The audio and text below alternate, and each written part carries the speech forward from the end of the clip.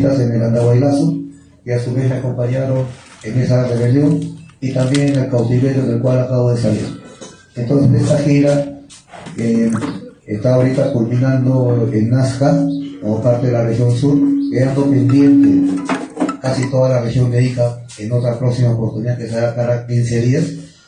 Esta gira es de gratitud a los reservistas de las regiones del sur, incluido Ica, que contribuyeron con su cuota de sangre y de cautiverio en el Andahuaylazo, y por eso mi gratitud. El segundo motivo o causa de esta gira es también denunciar el crimen de Estado perpetrado en Andahuaylas con documentos oficiales de carácter secreto, estrictamente secreto y reservado, provenientes de las Fuerzas Armadas, documentos secretos, como he dicho, referentes al Andahuaylazo de manera muy importante, muy comprometida, muy delincuencial. ¿Por qué? Porque aquí se demuestra que hubo un crimen de Estado en Andahuaylas, documentos firmados por el alto mando de entonces, del general o del presidente Toledo, y que actualmente siguen vigentes en la política, porque tenemos a un presidente del Congreso como Williams, que está implicado en la matanza policial de Andahuaylas. Tenemos a un general Quiabra, que es actualmente ministro, que era actualmente congresista, pero que en el año 2005 era ministro de Defensa de Alejandro Toledo, y por consiguiente este señor tuvo que dar la luz verde para el crimen de Estado ordenado por Alejandro Toledo, con visto bueno del entonces premier de la República, Ferrero. Entonces estamos viendo que el crimen de Estado está involucrando a personajes vigentes en la actual política, inclusive un ex comandante general del ejército y ex congresista por Arcas, Otto Gibovich, general, firmante todos del acta de sucesión, y ellos están implicados, tal como se demuestran estos documentos firmados por ellos, proporcionados a mi persona por oficialidad patriota dentro del ejército, y documentos que iban a ser incinerados, es decir, antes que fueran incinerados, me fueron entregados. O sea, estos documentos, que los tengo que son originales y los tiene la Fiscalía, y acá voy a proporcionarle las copias que la prensa necesita, son un conjunto de documentación hecha por el alto mando del ejército en ese entonces, con complicidad del Ministerio de Defensa, con complicidad del Premier y con complicidad también del Poder Judicial, porque estos documentos fueron enviados por el ejército al Poder Judicial y le provocaron que el Poder Judicial tuviera documentación falsa, información falsa para construir su teoría del delito y acusar a los sinocaceristas de un crimen no cometido. Sin embargo, acá se demuestra que el crimen lo cometieron los gobernantes desde entonces, que siguen la Constitución de Fujimori y Montesinos, que sigue vigente y que también explica por qué hay tantos presidentes en un tercio del siglo presos. Entonces esta rebelión de la Andahuaylazo, si ustedes leen el manifiesto, van a ver que es contra la Constitución del 79, el 93, perdón, y la restitución de la Constitución del 79, y obviamente también en ese entonces ya pedíamos el fusilamiento del alto mando civil y militar por traición al Perú. Cosa que se está demostrando ahora con lo de la Bajato. Sabemos dónde está Alejandro Toledo, sabemos dónde está Pedro Pablo Kuczynski, que era ministro de Economía de Toledo durante el Andahuaylazo. Y más antes también nos sublevamos en Locumba contra Fujimori y Montesinos. Y ya sabemos dónde está Fujimori y Montesinos. Y luego en Andahuaylas fuimos seleccionados por Ollanta. Y sabemos dónde está, o dónde va a regresar Ollanta. Y encarcelados por García y por Vizcarra, y ahora salimos libres. Entonces ahora que salimos libres, luego de comerme la cana, como se dice, bueno, salgo, lo primero que hago es ir con todos mis reservistas a la escena del crimen. O sea, los criminales van a la escena del crimen, cosa que nunca se ve, porque somos criminales para un gobierno constitucional cuyos representantes están en la cárcel o por regresar a la cárcel los asesinados. Entonces por eso digo, los hechos, la historia nos dan la razón. Es por eso que estos criminales, porque sepan ustedes que yo para este gobierno corrupto, para este Estado afirmacional, soy un vil asesino de policías, soy un vil secuestrador de policías y soldados. Sin embargo, este vil criminal, con mis colegas, con mis compinches criminales, reservistas, hemos ido estos criminales, estos asesinos a la escena del crimen, y ahí no 4 gatos, como decía este almirante de Tina Montoya, sino 40.000 andahuaylinos nos han dicho que los criminales no éramos nosotros. Los criminales era el Estado público constitucional aún vigente. Y es por eso que tengo los documentos en que estoy denunciando eso. Y lo hago ante la prensa provinciana, porque la prensa provinciana de alguna manera, en este escenario de transformación social del país, porque estamos en un escenario de transformación social, estamos en un escenario que el marxismo de antaño hubiera denominado situación revolucionaria. Pero el nacionalismo de ahora lo enfocamos como que estamos a puertas a una nueva república. Entonces, en este escenario es que yo brindo esta conferencia de prensa, ¿no? Denunciando, y también como epílogo es la proclama de la necesidad de una segunda república con un escarmiento histórico, que según mi discurso no de ahorita, sino de que estoy en política hace 20 años, es el fusilamiento de todos los presidelincuentes, porque tiene que haber símbolos históricos de cambio republicano. Y yo siempre digo, ¿no? Repito las frases de Thomas Jefferson, prócer de la independencia norteamericana, aunque no era neocacerista: los pueblos de vez en cuando han de regar el árbol de la libertad con la sangre de los tiranos. Entonces, 7 presidelincuentes en un tercio de siglo, además lavajatistas, entrando a prisión, suicidados, etcétera, son hechos contundentes. Y perseverar en esta constitución malparida, neoliberal, que antepone el interés extranjero a la nacional, es un suicidio nacional, es eternizarnos como luego colonia. Entonces, ahora que salgo de la prisión, veo la situación empeorada. El COVID demostró que somos el pueblo más castigado en la humanidad por la pandemia, lo cual demuestra que el sistema era falso. El sistema en el cual supuestamente crecíamos era una falsedad. Y encima nos zampan 1,5 millones de venezolanos a un pueblo demasiadamente castigado, subyugado y traicionado, casi sin empleo. Entonces, obviamente, estos 4 factores, lavajatismo, fujiconstitucionalidad, COVID y invasión venezolana, estos 4 factores han terminado de hacerle ver la realidad al pueblo peruano. Y ahora que estoy circulando, haciendo gira por el sur, constato en cada plaza que llenamos, porque hemos llenado todas las plazas en el sur del Perú, hay un sentimiento nacional de cambio republicano, y eso es lo que buscamos. Y en ese aspecto entiendo que hoy día se discute el dictamen de la ley Antauro, el predictamen. Estamos esperanzados en que salga positivo y me prohíban postular a la presidencia. Ojalá, y lo repito, estos imbéciles que tenemos en el Congreso son los enemigos perfectos. Más tarados no los podemos tener, nos ayuda mucho. Estoy muy agradecido a Montoya, a Cueto, los amo, porque están dándonos la oportunidad de cambiar más rápidamente la República. Gracias, inepto Montoya, gracias, inepto Cueto, los amo.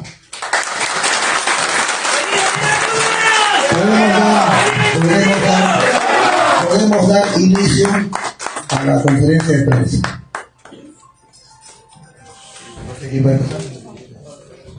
Para poder realizar las preguntas, primero su nombre y luego el medio de comunicación el cual representan. Mayor Antauro, buenos días, gracias por invitarnos. Quisiéramos que en todo caso usted nos resumiera qué fue exactamente lo que ocurrió en Andahuaylas. ¿Nos puede explicar?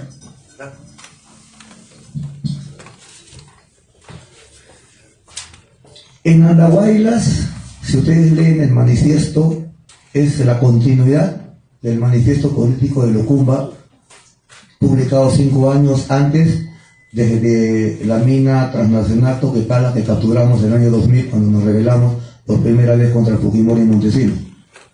¿Y qué se decía en ese primer manifiesto político de Locumba? Que se desconocía el alto mando fujimontesинista y se exigía la derogatoria de la Constitución fujimorista y la restitución en el acto de la Constitución del 79, en tanto se convocase inmediatamente a una asamblea constituyente por un contrato social nuevo.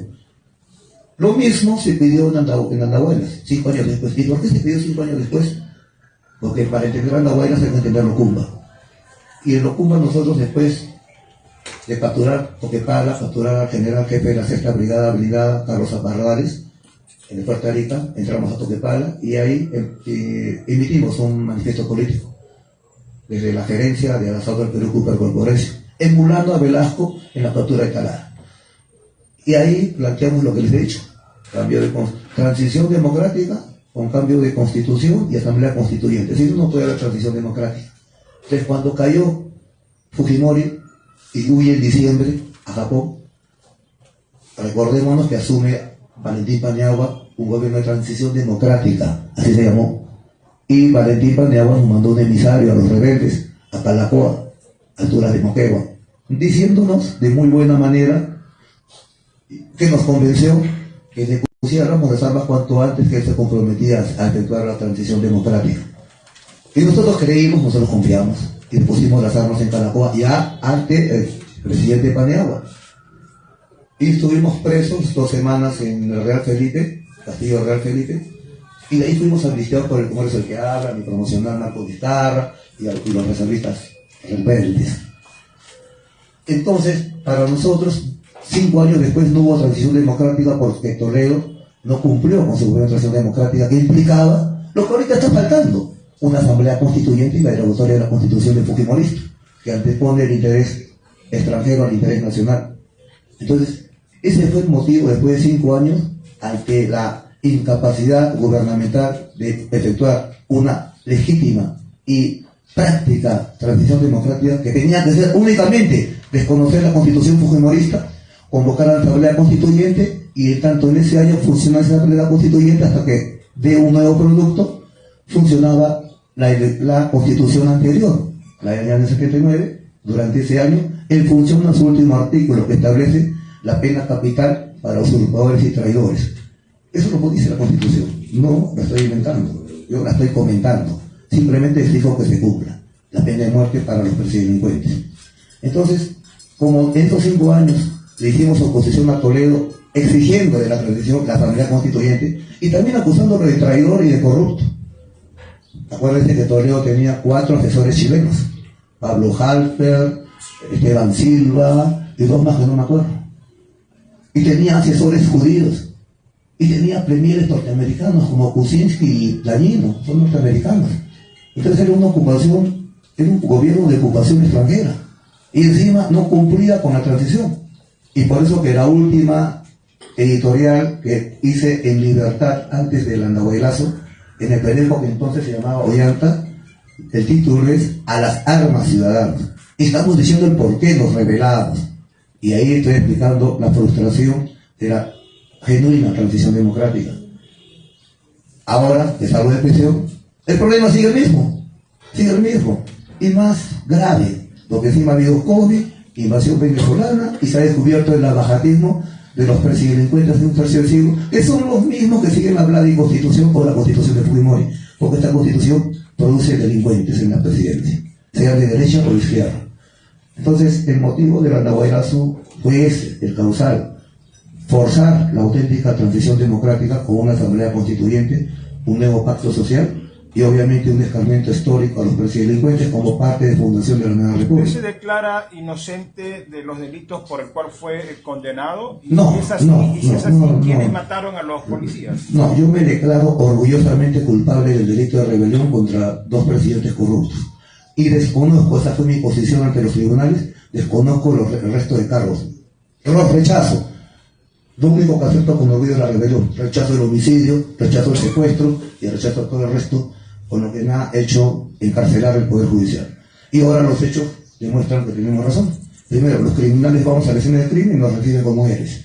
Y 2, tenemos los documentos que prueban el crimen de Estado que la prensa limeña, la televisión limeña, ignora hasta ahora. Por eso que yo doy a la prensa regional que en este escenario de transformación social está dando la guerra a la prensa centralista, a la prensa pro extranjera. Entonces, se está dando un resurgir no solo en el cuarto poder del verdadero Perú. El verdadero Perú en el cuarto poder es la prensa provinciana. Por necesidad y por instinto defiende lo regional. Al defender lo regional, defiende lo nacional. Pero la prensa televisora limeña de señal abierta, sus broadcasters todos son extranjeros. Y si no lo son, se comportan como extranjeros, denigran lo nacional y son parte de ese cuarto poder limeño de la hecatombe de la República, son cómplices de los presidelincuentes, son cómplices de este legislativo antinacional y son cómplices de este poder judicial macrocorrupto. Los 4 poderes de la Republiqueta Criolla están en hecatombe por putrefacción interna. Entonces, para nosotros que el cadáver siga muriendo lo más rápido posible para que nazca la nueva república sobre sus escombros. Gracias.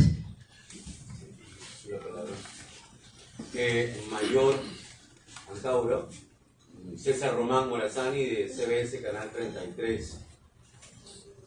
Lo que acaba de exponer usted referente a pena de muerte para presidentes corruptos o expresidentes corruptos implicaría también a mi hermano también, sí. Sí, a su hermano, pero la pregunta va directamente es si es que tendríamos que pasar por un alejamiento del Pacto de San José que restringe esto.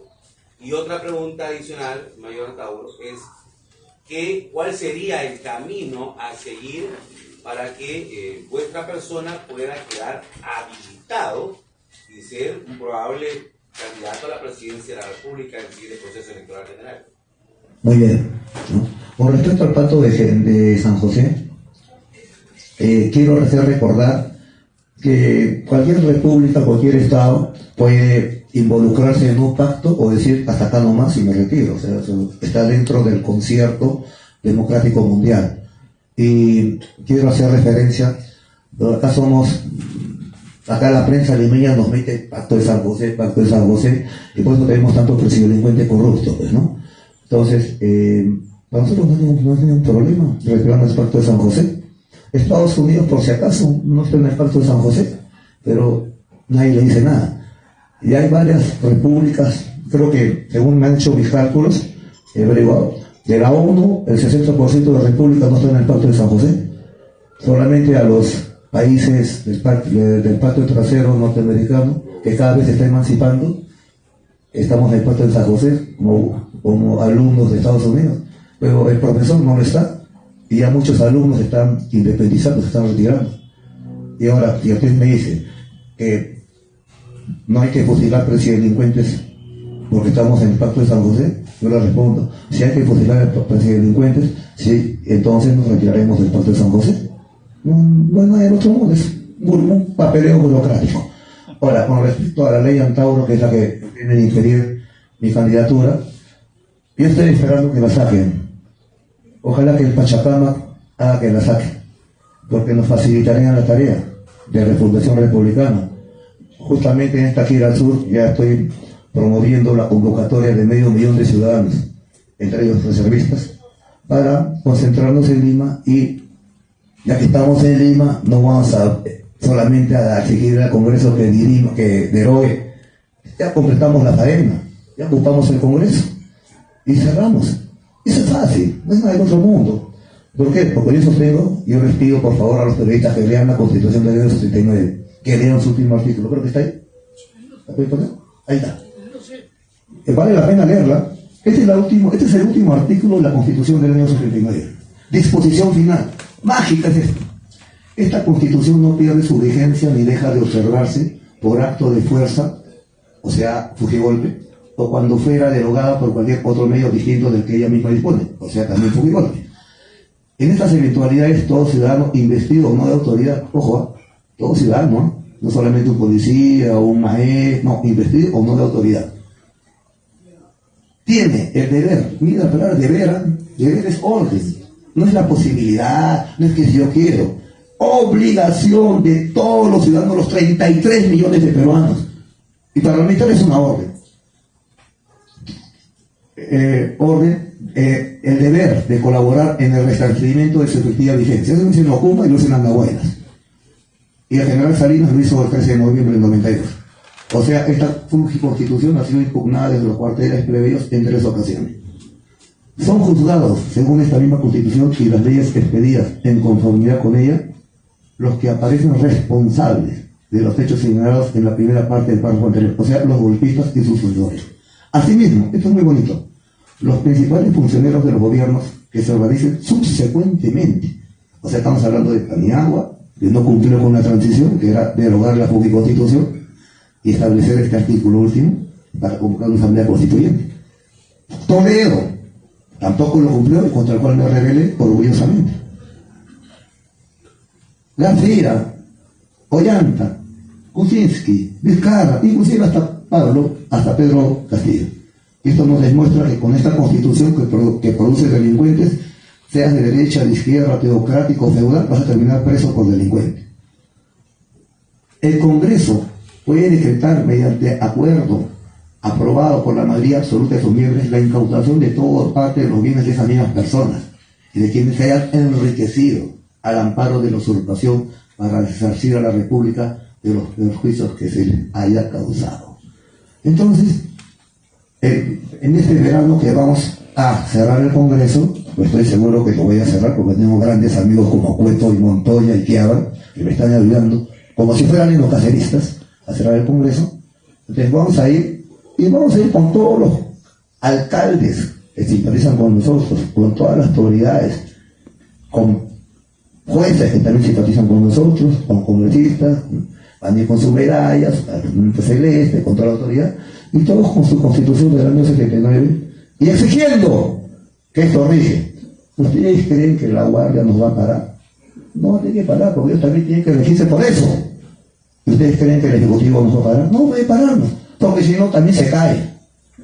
Entonces, gracias al Almirantillo Cueto, gracias al Almirantillo Montoya, par de imbéciles, me están facilitando una tarea. Gracias, estoy muy agradecido.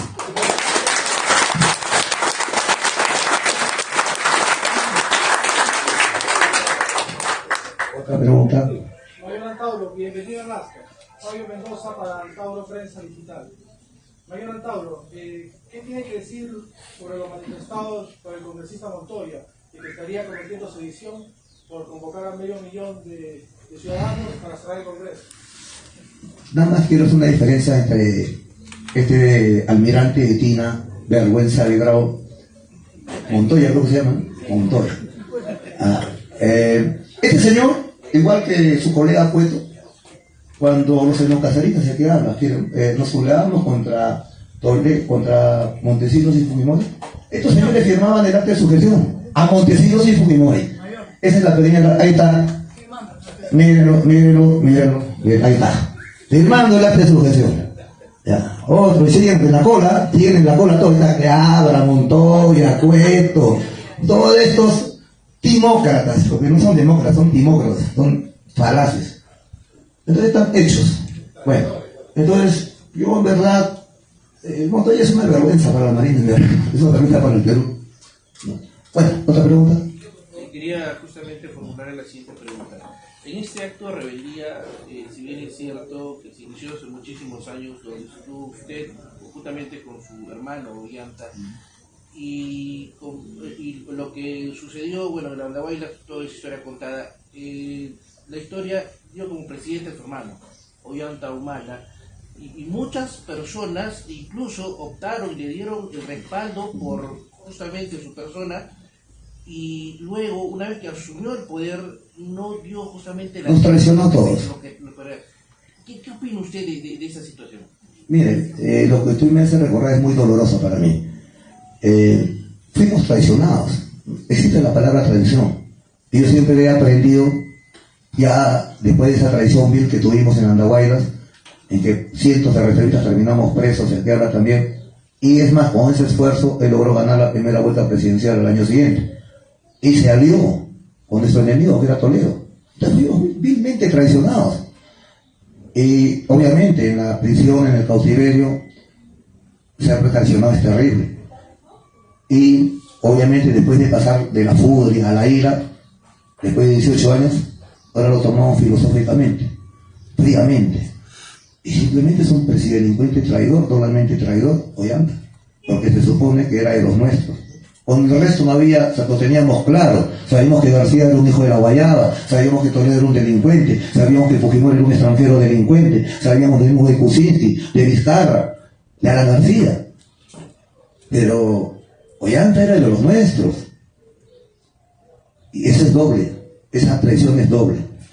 Obviamente, salimos de un mismo útero, nos parió la misma madre, pero también Caín y Abel eran hermanos, Huáscar y Atahualpa eran hermanos, Castor y Pólux eran hermanos, Rómulo y Remo eran hermanos. y entre los hermanos también se enfrentan. Y las luchas entre hermanos a veces son más terribles que las luchas entre extraños.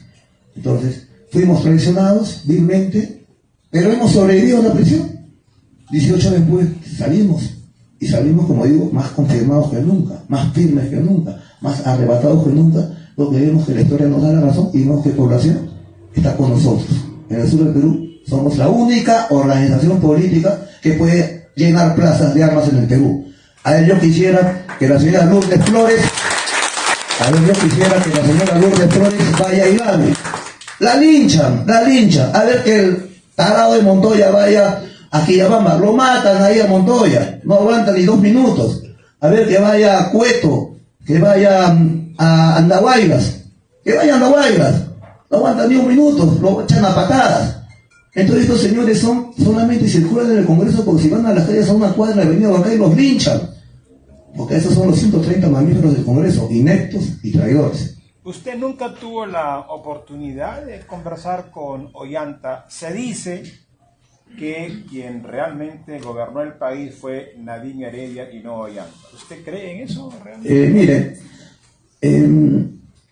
Yo con Ollanta no hablo desde creo que junio del año 2005.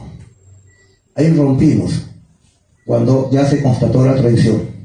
Terminamos de romper y desde entonces no nos hemos cruzado palabra. Y mi consejo que leí cuando se descubrió lo del abajato, tanto de él como de su mujer, fue que se suicidaran, por honor. Consejo que tomó Alan García. Por vergüenza suicídate. ¿No? Hasta ahora mi posición es la misma. Lo sigo exhortando, por honor que se suicide. Entonces, esa sería mi respuesta. Ahora, con respecto a lo de su gobierno, yo siempre he dicho de su gobierno, solamente tuvo 1 minuto de nacionalismo y medio nacionalismo, y 4 años, 11 meses, 30 días, 23 horas y 59 minutos de contranacionalismo y traición. Y ese primer minuto fue cuando juramentó por el espíritu de la Constitución del año 79. Entonces, su gobierno fue traición pura. Encima, esa cuestión marital de Nadine era un cojudo y una cojuda gobernante, la verdad. ¿No? Traidores al mango sin dignidad, por eso van a terminar presos de por vida por corruptos y ladrones. Eso se lo han buscado, o sea, es una merecida tragedia la que van a pasar. Nosotros salimos libres por rebeldes. Estos entran ahorita en prisión por corruptos y traidores y delincuentes. Mayor Tauro, ¿quiénes serán los coordinadores del nuevo partido Perú en la región Ica? ¿Quién se coordina en Ica, Central y en provincia? Entiendo la pregunta, le agradezco. Miren, yo he bendecido tanto a Perú como a Antauro. Es más, yo ordené que se inscribieran, estando preso. Primero fue Perú, Partido Enocacerista Revolucionario Unido. Y una vez inscrito, íbamos a hacer un cambio de nombre como Frente Patriótico ante el OMPE. Pero OMPE nos pone problemas burocráticos para adoptar el nombre de Frente Patriótico. Entonces, como alternativa o como plan B, ya desde la prisión y con tardanza de meses, lanzamos una nueva ofensiva inscripción con Antauro, Alianza Nacional de Trabajadores, Agricultores, Universitarios, Reservistas y Obreros, que en verdad también son enocaceristas, todos son enocaceristas de pura cepa. En ambos hay veteranos del Andahuaylazo, en ambos hay presos políticos, en ambos hay militantes antiguos, fundadores, nuevos, y los dos tienen mi bendición. Es como una moneda con 2 caras, Antauro y Perú, pero es lo mismo. Simplemente esto no quiere decir que hay una decisión ideológica, un conflicto político, no. Es una situación burocrática estrictamente, pero es lo mismo. Ahora, obviamente, Antauro y Perú están en competencia sana, quien logra la inscripción primero. Y los 2 se van a inscribir, les voy a tener para escoger. Pero los 2 se van a inscribir y optaremos por uno y los comités de ambos se van a refundir. Por eso que ya se vino un congreso de enocacerismo que involucrará a Perú y Antauro, porque los 2 son mis hijos, yo soy su padre, los 2 tienen mi bendición, los 2 son enocaceristas 100%. Y simplemente es una competencia sana y sincera. Otra pregunta, compañero. Quería saber, para esta movilización que está convocando usted, sí. ¿Quién es el coordinador? ¿Con quién se puede coordinar en Ica? Perfecto, ya. Miren, efectivamente, yo voy a hacer una gira a Ica. Empezamos el sábado a las 4 de la tarde. El sábado a las 4, próximo sábado, 4 de la tarde, estoy en Ica. Sí, Estoy acá. Entonces vamos a hacer ya una gira por Ica. Y ahí los coordinadores, entiendo que el coordinador de Perú, de Antauro, es el señor Paredes, y de Perú, Flavio, el compatriota Flavio. Pero acá en Nazca es la compatriota Julia Díaz. Eso es lo que yo le podría explicar. Comandante, con respecto a la coordinación, ¿qué grado de coordinación tiene usted el conocido Guayquicha aquí? Guayquicha es mi hermano, es fundador del enocacerismo. Yo lo quiero cualquier cantidad de Guayquicha, también como a Julia, fundadores del enocacerismo en esta región. Son mis hermanos menores, son fieles, 100% enocaceristas, gente que lucha, pero bien, son consecuentes siempre. Esa es la gente que tenemos que me dan orgullo a mí. Gracias. Mayor, muy buenas. Felicitarlo por su presencia aquí en la región Ica y en especial a Nazca. ¿Por qué confiar en Antauro Humala después de mala historia de más de 15, 20 presidentes en el Perú? Sí, pues estamos fregados con los presidentes, ¿no? Pues desde Velasco estamos fregados. Y es un problema, ¿verdad? Pregunta, ¿qué es usted? ¿Usted se ha dado cuenta que hay una tragedia nacional? Que todos los peruanos y peruanas de 35 años para abajo no conocen un presidente honesto. A todos los presidentes los ven presos, a todos los presidentes los ven huyendo, a todos los presidentes los ven suicidándose. Entonces, es un problema nacional, es un problema de macrocorrupción terrible. Entonces, ¿por qué confiar en mí? Bueno, compatriotas, no existe la bola de cristal, pero yo creo que cuando yo estudio a una persona para que conduzca a mi pueblo o a mi país, tengo que ver su ejecutoria, ¿no? Su vida, cómo ha sido su vida. Entonces, y también quiero decir una cosa, no me confundan con Ollanta. Hay una traición. Y la traición envilece al traidor, no al traicionado. Repito, la traición envilece al traidor, no al traicionado. Y el enocacerismo fue traicionado vilmente. Y ahora salimos de las prisiones y somos la primera opción de gobierno, porque la historia nos da la razón. Ahora, vean la ejecutoria. El que habla tiene 2 rebeliones a cuestas. He sido soldado, he luchado en la guerra interna, tengo una herida de bala de sendero luminoso en la pierna, he luchado en el conflicto con Ecuador, fui dado de baja por Montesinos y Hermosa Ríos y Fujimori. Me invitaron a retiro, por si acaso no me sacaron por mi disciplinaria. Me invitaron a retiro y yo gano mi pensión del ejército. Pero me invitaron a retiro porque sabía que era un peligro si seguía ascendiendo. Es decir, que entro a la escuela de guerra en el primer intento y me invitan a retiro inmediatamente. En la calle me demoro año y medio en convencer a mi hermano a que con su batallón levantarnos en Locumba. Lo hicimos. O sea, hemos hecho una rebelión, fuimos traicionados desde entonces. Saco un periódico que concientiza al pueblo, escribo 4 libros que están ahí, en la cárcel, ese fue mi trabajo en la cárcel, esos 4 libros, en 17 años de prisión, escribo esos 4 libros, y de ahí salgo, pero no me vendo en mi discurso al enemigo, porque para mí era muy fácil tirarme al piso con Ollanta y Nadine y seguramente terminaba de premiar. Pero había que rechazar esa traición vil a un proyecto nacional. Entonces, ahora salgo de la prisión, me he mantenido fiel a mis principios. Ustedes ven que mi posición política no se ha movido ni un ápice, sigo con ese mismo discurso, lo que ahora cala más que antes, porque la historia nos da la razón. Entonces, ahorita soy el hombre más odiado del Congreso, el hombre más odiado por la derecha criolla, globo neoliberal. Entonces, estos son mi ejecutoria.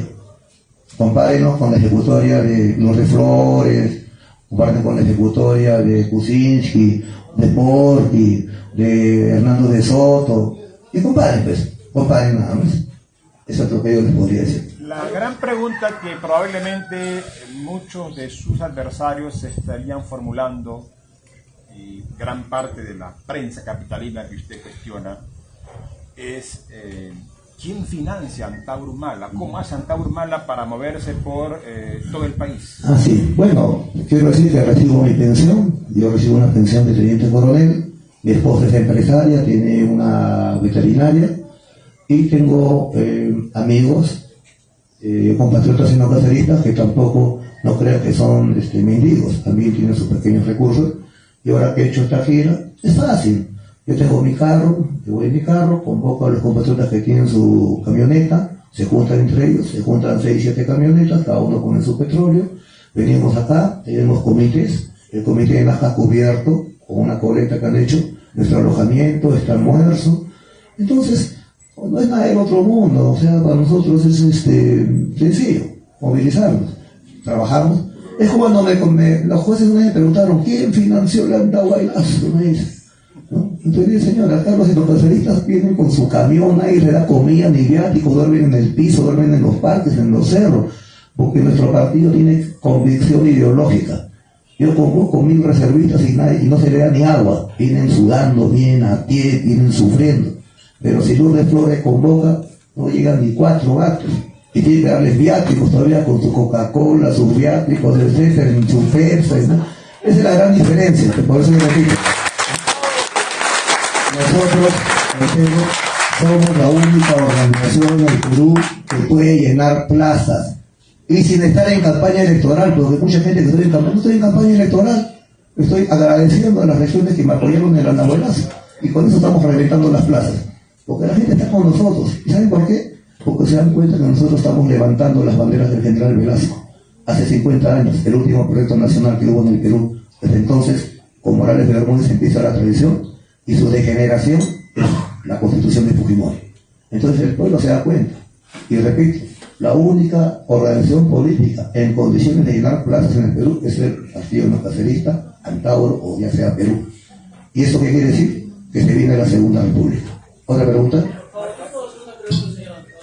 ¿De qué medio es usted? Mi nombre es Max Salvador. Ah, hola Max. Qué gusto conocerte, Max, soy tu hincha, caramba. ¿Qué medio? ¿Qué Max Salvador? Yo soy de las ideales de sus propuestas. Póngale el micro, por favor, Max. Que pase adelante. Que pase adelante, Max. Max Salvador. Cuidado. Muchas gracias. Yo sé de sus ideales, de sus formas, incluso de sus intenciones. Y yo quería preguntarle, señor, ¿va a ser firme con su radicalismo? Uno. Y si fuera el caso, ¿está preparado usted y todos los que van a llegar a un supuesto gobierno de que el problema no solo es el Perú, de que el sistema es tan grande como dice la canción que pisa fuerte, pero no que nace en este país, sino que nace en un país extranjero, señor? Y a medida que va usted realizando y consolidando esas ideas de transformación de este país que tanto lo necesitamos, le vuelvo a repetir, estoy de acuerdo con el radicalismo, porque es la única manera de cambiar este país. Pero estamos preparados, ¿está usted preparado para enfrentarse a un monstruo más grande del que aparentamos tener acá? Porque usted acaba de decir que todos los presidentes son presicorruptos, ¿no? Entonces, nos hemos puesto a pensar que tal vez sea porque no solo la Constitución lo permite, sino también alguien más de arriba, y estamos preparados para luchar para ese arriba, o estamos tal vez soñando en el gran cambio cuando ni el sistema poderoso lo permite o lo va a permitir y nos deja como Venezuela, y ni siquiera el peruano en gran porcentaje tampoco lo quiere, señor. No estoy viendo con usted, pero estoy diciéndole lo real. Yo también, así como usted, paseo por todo el país. Yo también soy político, pero me dedico a la música. Entonces yo analizo y digo que el mismo peruano le asusta el cambio. Hay una estrategia para cambiar ese chip de ese peruano que le asusta el cambio. Veamos a nuestro vecino país. Ha tenido que aparecer un Pinochet para que cambie la realidad del vecino país. Y hay muchos que lo condenan. Pero es el único presidente en Chile que ha sido capaz de cambiar e incluso gran parte de la mentalidad del chileno. Y nosotros estaremos preparados para eso. Se ha preguntado eso, señor, y si no se hubiera hecho la pregunta, creo que es mi deber moral, hacerle llegar esa inquietud para no tener sorpresas y que en el camino no haya piedras gigantes que nos hagan continuar el camino trazado según su política. Esa era mi pregunta y gracias por darme la oportunidad. Muchas gracias, compatriota Mac. Debo también agregar que soy admirador de su música. Me gusta mucho su música. ¿Estamos preparados? Es una gran pregunta. Pero ¿cómo podemos saberlo? En los hechos, en el ruedo. Con Velasco también se dijo, ¿está preparado el Perú para el campesinado para la reforma agraria? No, que hay que tecnificarlo, que hay que educarlo. Y Velasco decía, bueno, demoraremos 50 años más, pues. Pero era necesario hacer esa reforma agraria, porque era una necesidad social. Si no, en 20 años hubiera capturado el poder Sendero Luminoso. Entonces, Velasco levantó la tapa de presión del pueblo peruano y esa quiso hacer una revolución. Pero no lo dejaron. Exacto. No lo dejaron porque hubo Morales Bermúdez. Y el hijo putativo de Morales Bermúdez es la Constitución de Fujimori. Entonces ahora se dan las condiciones históricas por estos 4 factores: pandemia, invasión venezolana, lavajato y fuga y constitución. El pueblo abrió los ojos. Ahora sí se puede hacer ese cambio republicano. ¿Estaremos preparados? La gran pregunta. Bueno, pues eso lo constataremos y haremos todo lo posible porque sí estemos preparados. Ahora bien, hay otras preguntas que me hizo Mac y las he anotado, las puntos principales. Claro, el problema es el sistema, por supuesto, el problema es el sistema mundial, digámoslo así, pero las grandes revoluciones cuestan, nada sale gratis. Por eso yo siempre recuerdo las palabras de Jefferson, ¿no? La libertad hay que regalarla de vez en cuando con la zona de los tiranos. Y estamos viendo que ahora se da, como he dicho, estos 4 factores de refundación republicana y la gran señal histórica es el escarmiento histórico, el fusilamiento de los perseguidores. Si no, el poblador de a pie no va a creer que esto va en serio. Cuando públicamente se aplique la pena capital a 6 presidelincuentes, entonces el poblador te va a decir, carajo, esto va en serio. Me anoto, participo, construyo. Y obviamente tiene que haber una dirigencia férrea, luchadora. Entonces yo le digo a compatriota Max, nadie sale después de 18 años preso, porque casi 18 años lo que está, a bromear. Yo no quiero bromear con nadie. Quiero hacer las cosas en serio. La vida no va a dar mucho tiempo para eso. Y vamos hasta el fin. Y si hay que enfrentarse, ¿con quién hay que enfrentarnos? Enfrentarnos al choque y a ganar. Vamos con todo. Yo estoy decidido a eso y también mis compatriotas se pueden ir a la cárcel con mis decisiones.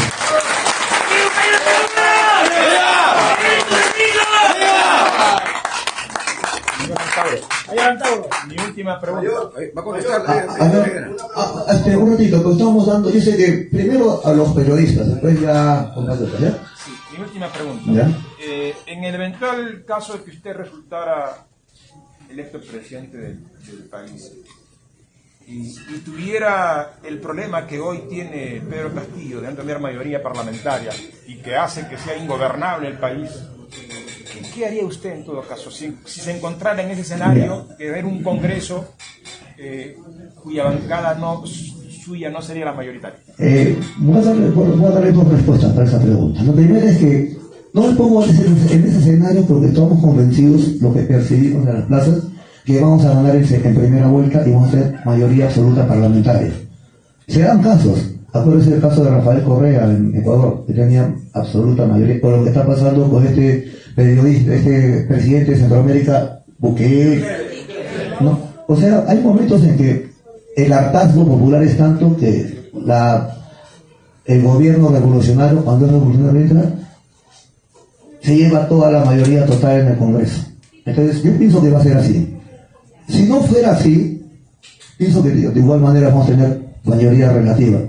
Pero nosotros, yo repito, ¿cómo se va a instaurar esta república?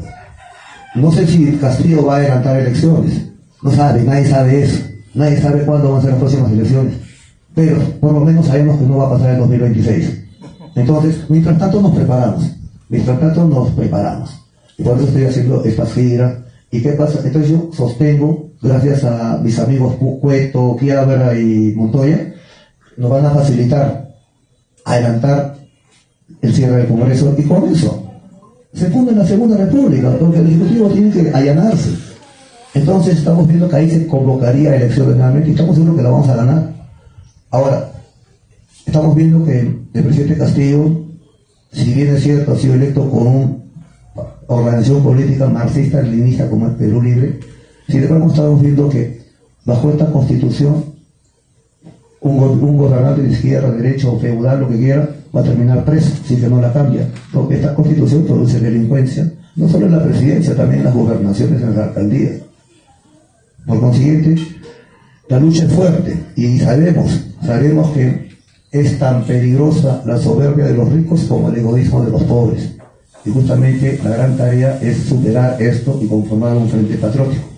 En cuanto al radicalismo, yo quiero hacerles ver, compatriotas, que la palabra radical no es extremista, no es nada que ver con extremista. Etimológicamente, la palabra radical viene de raíz, raíz cuadrada, radical, raíz cúbica, radical, raíz, o sea, tu fundamento, tu raíz, cómo estás fundamentado ideológicamente. Yo les digo que el nacionalismo, sí somos fundamentalistas, por supuesto, pero no somos radicales, en el extremo. Somos, según nuestra filosofía política, no nos identificamos en la historia de los partidos políticos con la izquierda madrista ni con la derecha pizarrista. Nosotros nos ubicamos en la posición de los incas de la resistencia de Vilcabamba, el etnonacionalismo. O sea, más allá de izquierdas y derechas, sentido común patriótico, porque el etnonacionalismo no se dirige, no se conduce en función a coordenadas de izquierda o derecha. El etnonacionalismo se conduce en función a coordenadas de globo-colonialismo versus etnonacionalismo. Y nos basamos en el nudo gordiano de nuestra historia. ¿Cuál es el nudo gordiano de nuestra historia? O sea, el eje donde arranca la historia nacional, como Perú. Es el choque de Cajamarca de 1531 entre Atahualpa y Pizarro. Y yo siempre a mis amigos sociólogos de izquierda, porque hago recordar que mi padre era militante del Partido Comunista del Perú, mi madre militante trotskista. Yo he gateado en la biblioteca típica de los militantes marxistas de los años 60. Y sé, ahí me ha servido mucho conocer el materialismo histórico, el materialismo dialéctico, porque me da una base de pensamiento. Pero yo antepongo siempre el etnonacionalismo tanhuantinsuyano. Y en ese aspecto, con eso quiero decirles que nuestro radicalismo es fundamento, raíz ideológica. Estamos bien plantados ideológicamente porque conocemos de pacorreta la historia de nuestros antepasados, nuestra cultura. Garcilaso, Guamán Poma, los cronistas indios y mestizos españoles que hablaron del Tahuantinsuyo, y todos los escritores etnonacionalistas como Ciro Alegría, José María Arledas, Manuel Escorza, etc. Entonces nuestra base ideológica es fuerte, y como para ser etnocacerista se exige dominar la historia patria, eso es lo que nos da a nosotros un norte, una brújula que nunca nos perdemos. El problema de los políticos criollos es que estos salvajes no conocen su historia, no saben nada de historia, no leen, o creo que no saben leer. Por eso que todos los días descubren la pólvora. En cambio los etnocaceristas, 18 años presos, incomunicados, siempre tenemos nuestro norte histórico, no nos equivocamos. No, pero nos tenemos fijo. Sabemos que es la nueva república en función tahuantintuyana a la altura del siglo XX, siglo XXI, y tenemos como referencia anterior el plan del general Velasco, porque todo lo anterior fue traición. Yo miro atrás, yo no soy descubridor de la pólvora, pero sé que nuestros abuelos, nuestros padres sufrieron igual que nosotros, lucharon igual que nosotros, fueron traicionados igual que nosotros, y nos dejaron una herencia más pesada cada vez. ¿Y nosotros le vamos a dejar una herencia más pesada cada vez a nuestros hijos? Porque el Perú ya se acaba, el Perú ya termina, va a extinguirse como nación.